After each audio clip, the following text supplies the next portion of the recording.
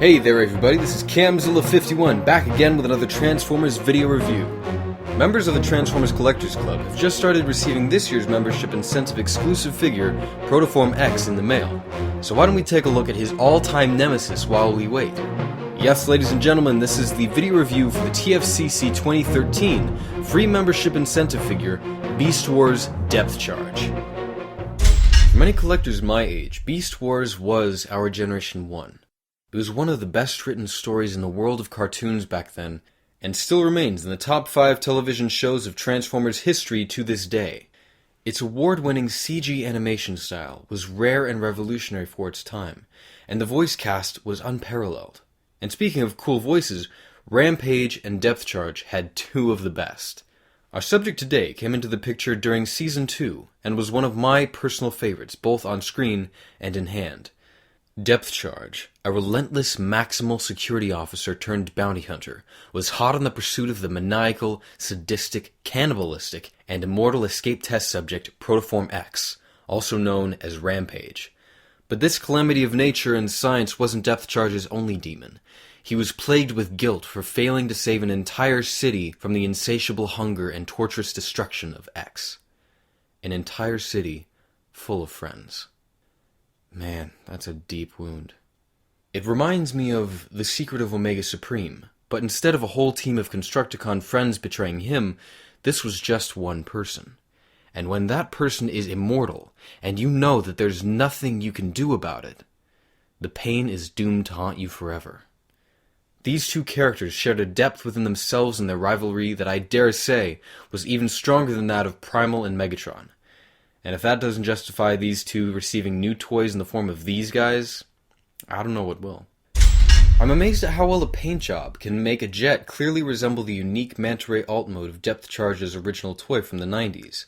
The clever paint apps on the wings are the spitting image of the original's Manta wings. After all, this perfect gradient work is the embodiment of most Beast Wars era paint jobs. The tail fins represent the gray manta tail, and the silver paint stripes blend and carry the contours down along the rest of the top side of the jet mode.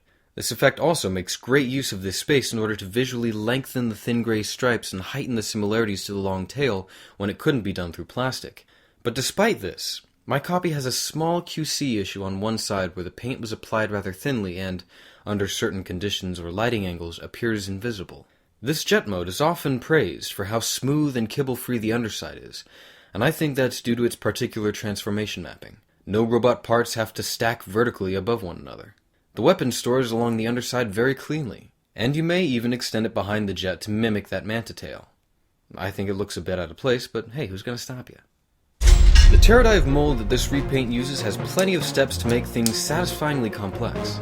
This figure is one of those that you have to pull apart and reassemble in a different fashion, and the torso feels more substantial in how much it accomplishes than the legs, but that's because the legs are pretty simple. The wings easily find their way into a pair of grooves they have to sit in, but they do tend to come undone at times. I love the way the chest armor comes together and meets up at all the seams on one converged point, but the process has a pretty strict order that stuff has to happen in. When going back to jet mode, simply pulling the nose cone down can cause the canopy to pop off, so you must gently tug those tabs away from each other as you do so. But by the time you move on to the arms and back, things start getting exciting again. Plenty of sturdy and well-placed tabs to go around, and the result is a fully formed and gapless torso from all angles. The arms even transform in the same way that the original did. I mean, how cool is that? Just as with Pterodive, this step is optional for your fancy, as booster hands look awesome. This figure's a good time. After I complete the transformation one way or another, I feel this urge to pick it up and play with it, despite my fussy collector's instincts. If it's not whooshing the jet mode around, it's posing this guy and creating action stances. As I said, the body is fully covered and solidified by the transformation, and heightens the realism that comes from a character figure, not just a toy. Think of First Edition Prime versus Leader Prime. One felt realistically plausible, the other felt like an obligation to satisfy the demographic of early childhood and worrisome parents. But this kind of thing is part of why this was such a great mold choice for the TFCC exclusive. It feels top-notch. But as always, it's impossible to satisfy everyone when it comes to styling.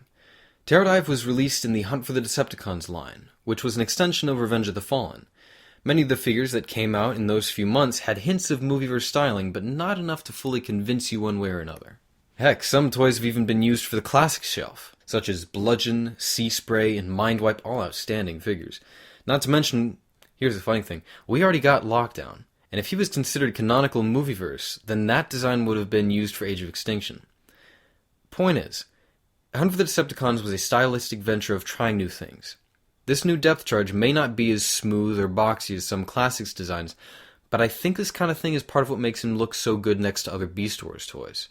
What may have once been movieverse alien stuff is now techno-organic stuff, and I'm more than okay with that. Depthcharge comes with a new accessory unfamiliar to his character, and that is his trident.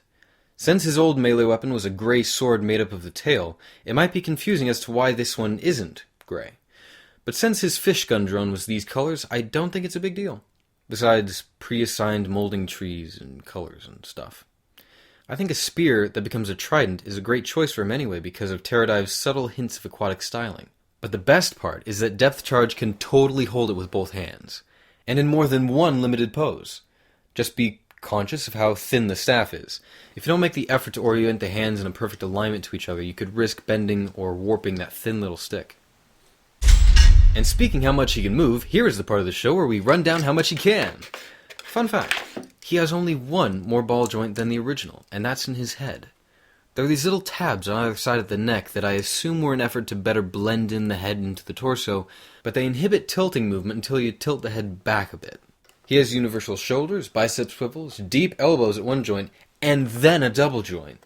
Ball jointed hips, thigh swivels, 90-degree knees, and forward and back hinged ankles. There is no waist joint due to the style of transformation and robot design, but the hips have so much range that you can practically replicate that motion. And, unfortunately, the hips on my copy happen to be just a tad on the loose side. I could easily fix this and the neck range, but because this figure is a Collectors Club exclusive, I just can't bring myself to permanently alter it. Here's the meat of this review. It's been pretty difficult to discuss opinions about this toy without splurging on obvious comparisons to its namesake, but here it comes. It's uncanny how many similarities these two figures have. Mouth and head shape, aquatic theme styling, color layout, feasibility of being the same character, alt mode justification and whatnot. The sweeping wings of the alt mode match the original's graceful manta wings. The weapon stores along the underside in the same way that the original's fish gun did, and the forearms are even cleverly painted to resemble the manta eyes on the original's shins. The choice of colors overall is almost spot on. Almost, with the exception of the blue. The blue on this is noticeably lighter and more vibrant than the original, and may have been the deal breaker for many collectors. It would have looked nicer in the deeper blue, and I know that they could have done it. So the only reason I can think of why FunPub chose this shade was to emphasize the 90s neon contrast of it, much like they've done with their G2 homages in 2010. However, the silver and bronze paint on the torso helps to tone it down and neutralize the potential for garishness. So maybe it's a movie toy and maybe it isn't. As a kid who grew up with his original toy, it's hard for me to see past this toy's spitting image of him. But when I look at it objectively, I understand what those other fans were saying. If you're as much of a fan of Beast Wars as I am, and you've got the cash, I highly recommend this figure, especially if you like the idea of 2006's Dawn of Futures Past BotCon set, which consisted of Cybertronian modes for the Season 1 cast. As for me, I never had the pleasure of owning Rampage, so where the new one belongs, this guy belongs with him. The two are best enjoyed as a pair, but I can at least say that Depthcharge has enough substance here to be enjoyable all by himself. Anyways, this has been the video review for the Transformers Collectors Club 2013 free membership incentive figure, Depthcharge. After seeing these two figures along this year's Transmutate figure, I've changed my initial opinions from pass to ooh. We'll see how I feel after seeing an in-hand sample at BotCon. But in the meantime, this is Camzilla51, and I'll catch you later. Good. Yeah, that's good. I like it. Oh yeah, that's good. Yes, I like it. I like it. You like it? I like it. Well, you told me you like it. I know, I told you. The tail fins represent the gray manta... I can't read this.